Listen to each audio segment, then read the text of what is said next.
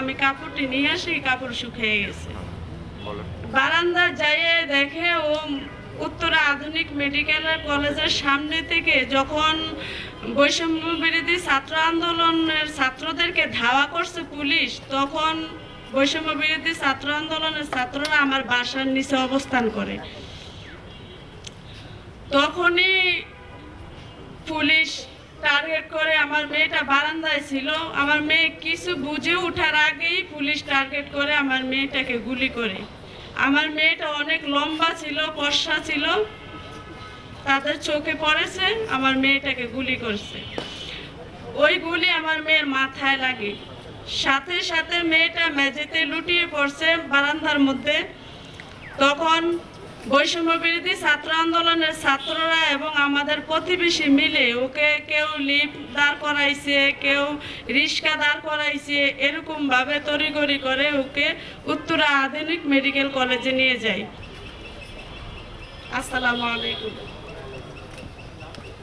আসছি একসাথে, জুমার নামাজের সময় একসাথে নামাজ পড়ছি, খাইছি, একসাথে বের হয়েছি বাসা থেকে। তখন ওইখানে কিছুক্ষণ থাকার পর আসরের আজান দেয়, আমার হাজব্যান্ড নামাজ পড়তে বের হয়েছে। তো সম্ভবত নামাজ পড়ে তারপর বের হয়েছে ওইখান থেকে। আনুমানিক 6টার পরে ওনার গুলি লাগছে। 6টার সময় আমার ছোট বোন ফোন দিছিল, তখন কথা বলছে যে আমি একটু বাহিরে আছি, বাসায় যাই তোমার ফোন দিব। তো আমি প্রায় 6:28 বাজে তখন ফোন দিছি, ফোন অফ, ওনার ফোনে আর কোনো ফোন যায় নাই। তখন আমি দলিপাড়ায় ছিলাম। তখন ভাবছি যে হয়তো মাগরিবের সময় হয়ে গেছে, নামাজ পড়তে গেছে, হয়তো পরে ফোন পাওয়া যাবে। এই আশাতে আমি রাত 10টা পর্যন্ত বসেছিলাম। 10টার পর দেখি যে ফোন আর খুলে না, ফোন বন্ধ। তখন একটু টেনশন হয়েছে, 10টা বাজে গেছে, একটা মানুষ এতক্ষণ সময় হয়ে গেছে, যে মানুষটা প্রতিটা ঘন্টায় ঘন্টায় আমার ফোন দিয়া খোঁজ খবর নেয়, কোথায় আছো, কি করতেছো, ডিউটিতে আসা যাওয়া সব সময় ঘন্টায় ঘন্টায় আমার ফোন দেয়। এই মানুষটা রাত 10টা বাজে গেছে, একটা ফোন তার ফোন থেকে আসে না। অনেকটা টেনশন হয়ে আমার প্রতিটা আত্মীয় স্বজনের কাছে আমি ফোন দিয়ে বলছি যে ওনার ফোনটা এখনো বন্ধ কেন। হাউজে ফোন দিয়েছে, ওনার ডিউটি ছিল না, বলছে যে না উনি হাউজে আজকে আসে নাই। তারপরে আমার ছোট দেবরে পাঠাইছি যে হাউজে যা দেখো ওনার সাইকেল আসছে কিনা, উনি সাইকেল নিয়ে বের হয়েছে। তো ও হাউজে যা দেখে যে সাইকেল নাই, আমাদের অটো ছিল গ্যারেজে, ওইখানে আমি গেছি রাত 11টা বাজে, তখন 11:30 বাজে। তখন আমি এরপর থেকে রাত্রিবেলা তো উত্তরাতে প্রত্যেকটা গলিতে আমরা খুঁজছি, ওনার কোনো খবরই পাওয়া যায় না, কেউ বলেই না আমাদেরকে।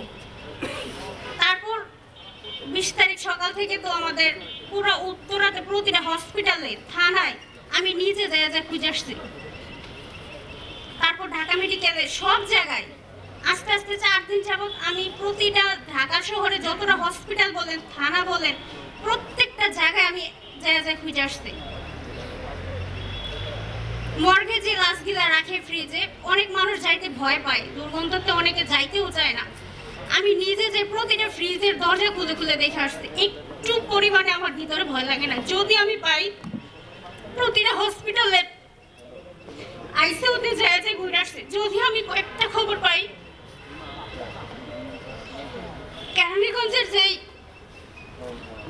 থাকে কারাগার থাকে, ওইখান পর্যন্ত আমরা যা খোঁজ নিচ্ছি যে ওইখানে আর কি অনেক লোক আটকে রাখছিল, পরবর্তীতে সাইরা দিছে। ওইখানেও আমি যা খোঁজ নিচ্ছিলাম, কোথাও কোনো খোঁজ পাওয়া যায় নাই। তবে আশা রাখছি যে হয়তো কোনো একদিন ফিরে আসবে। যখন 5 তারিখে শেখ হাসিনার পতন হয়, তারপর থেকে অনেক জায়গা থেকে, আয়নাগর থেকে, তারপর অনেক যেই লোকগুলার গুম করে রাখা হয়েছিল, প্রত্যেকটা মানুষের ছাইরা দিছে। তখন হয়তো মনের ভিতরে একটা আশা ছিল যে এখন হয়তো ছেড়ে দিবে, হয়তো কোথাও আটকা আছে ছেড়ে দিবে। ওই আশাটা নিয়ে আমি প্রতিটা দিন সকালবেলা বাসা থেকে বের হইতাম, প্রতিটা দিন রাত্রেবেলা বাসা যেতাম। এই আন্দোলনের সময় অনেকের গরম পানি দিছে, উপর থেকে গুলি করছে, সিটা গুলি দিছে, তখন কিন্তু আমি রাস্তায় ছিলাম, কোনো গাড়ি চলতে দিত না, হাঁটা যে বাবা তুমি থাকো আমি ডিউটিতে যাই। এখনো আমার মেয়েটাকে কেউ জিজ্ঞেস করলে বলে যে আমার বাবা ডিউটিতে আছে। আমার ছোট মেয়েটার প্রশ্নের উত্তর দেওয়ার মতো কি উত্তর কারো কাছে আছে? বছর শেষের খুশি নগদে হবে বেশি। নগদ পেমেন্টে নির্দিষ্ট ক্যাটাগরির কেনাকাটায় 300 টাকা পর্যন্ত ক্যাশব্যাক।